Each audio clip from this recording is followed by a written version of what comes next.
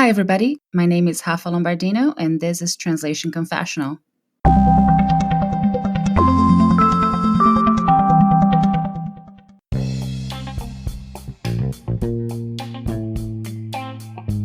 Before we get started, let me tell you a bit about Cave Day, which leads group-focused sessions for a worldwide community every day on Zoom. As translators, we were already used to working from home. However, since the COVID-19 pandemic hit, our home office has not quite been the same, has it? Maybe your roommate or spouse is working from home too, and your kids may be having distance learning sessions during the day.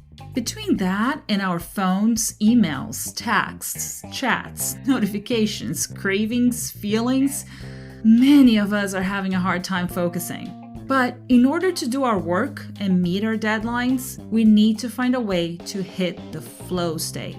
Cave Day is like a group fitness class, but for work. A trained guide leads check-ins, deep work sprints, and energizing breaks. Cave Day members say that they can get 2.5 times more work done while they're inside the cave, and many finish their entire day's work in only 4 hours. Wouldn't it be wonderful if we could avoid distractions, stop procrastinating, and get all our translation projects done in a half day's work?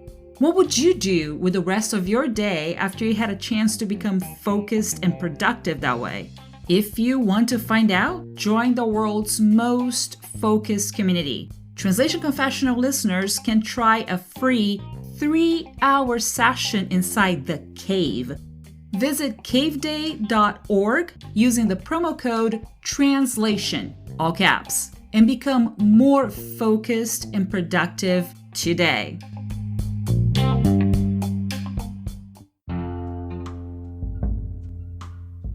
Playing tag with cat tools. As promised, I'm coming back once again with another cat-focused episode.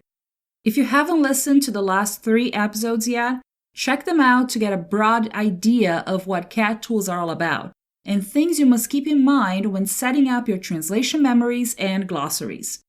And don't forget to check the link I left here for you so you can watch some short videos that explain how cat tools are extremely helpful for people like us who translate day in and day out.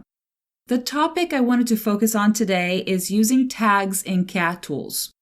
If you're unfamiliar with tags, they're actually little codes that show up in certain files once you import them into a cat tool to record your translation. Let's say you have a Word document full of sections in bold or italics, underlined, in different colors.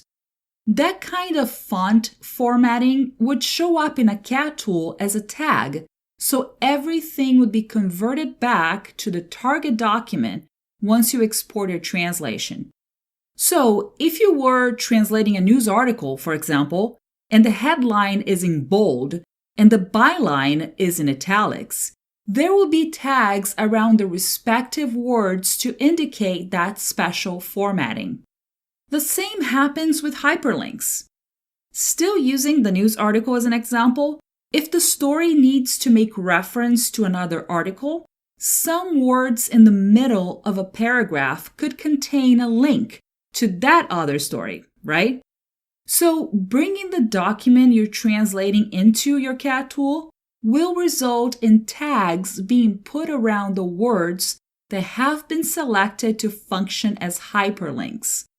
And to make sure your translation is formatted the same way as the original, you'd have to add those same tags in the correct place to leave those words in bold and italics or as hyperlinks too. It all sounds pretty intuitive, doesn't it? Well, let me tell you, working with tags can sometimes become a real nightmare though. I'll tell you all about it right after this.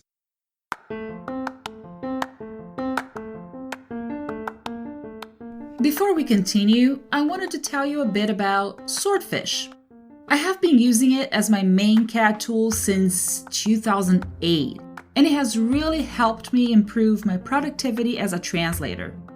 I separated my translation memories per client, and I have a multilingual glossary that I'm constantly updating in my 4 working languages. Version 4 just came out, and I'm blown away by how streamlined the entire process has become. I've noticed that the response time is much faster. If you'd like to give Swordfish a try, go to this webpage, bit.ly/tc-swordfish. Once again, the webpage is bit.ly/tc-swordfish. Swordfish. Hope you like it. The worst case scenario when it comes to seeing tags all over the place is when I receive a PDF and it needs to be converted into an editable document. Microsoft Word is definitely our friend when it comes to translating documents, but it can become a real villain when we do PDF to doc conversions. Let me get a little technical here. During a PDF to doc conversion, Microsoft Word can sometimes add way too many tags to a converted document. This is mostly due to the fact that Word has so many options for very sophisticated document layouts, and all the formatting is indicated behind the scenes by, you guessed it, tags. When you import a converted document into a CAT and all you see is tags, it really becomes impractical to translate around all of them, especially when you consider the fact that different languages have different sentence structures, right? Let's say that you're translating a simple sentence. The young girl was playing with a big brown dog.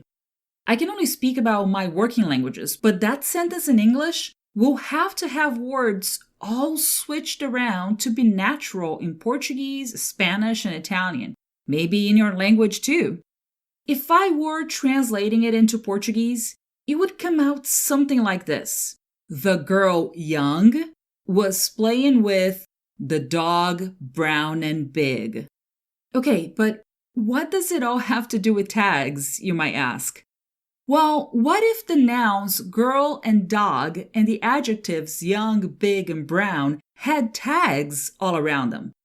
For example, girl and dog could have links to pictures of a girl and of a dog. And then young could be in italics, big could be bold, and brown would be, well, the color brown. Each one of these formatting tags would be shown in the respective CAT tool segment you're about to translate. They could be represented by numbers. So there's a little tag with the number 1 in it before and after the word girl. Then there's a little tag with the number 2 in it before and after the word dog. So on and so forth. You get the idea. And when you have to switch the word order to make sure your translation reads naturally, the respective tags have to be placed correctly, or the girl will point to the link with a picture of a dog and vice versa. This is an overly simplified example, and I know it can get a little confusing if you've never seen what a tag looks like before. So if you can imagine a sentence, a paragraph, a page full of tags, it will definitely slow the process down while you're translating it into your target language. Regular documents will not look as overwhelming as the picture I'm trying to paint to you right now.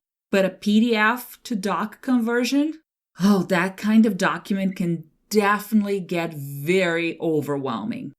The good news is that there are ways around it. There are macros that you can run in the background in Word to remove all the unnecessary tags. Those tags there are invisible to the naked eye because they've been added behind the scenes during the conversion process. And once they're removed from the document, they won't change the layout and won't be brought into a CAT tool to give you nightmares. If you ever find yourself in this situation, let me know and I can point you in the right direction to clean your Word files before you can finally roll up your sleeves and get to work without having to play tag with your cat tool. For a few weeks here at Translation Confessional, I'm highlighting some other aspects of cat tools because I don't want to overload anyone with too much technical information in a single episode. I'm also brainstorming an online session about it with some video demos, so stay tuned for upcoming news flash episodes here. If you already use a cat tool, I'm curious to know what your experience has been like.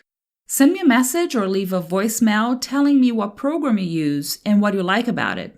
Now, if you're a translator and haven't tried out a cat tool yet, I highly recommend that you take advantage of 30-day free trials offered by many cat tools out there, so you can get an idea of what they're all about, whether you're translating technical documents or more creative content. I'm sure a cat will come in handy and you'll see a boost of productivity once you come to the top of your steep learning curve.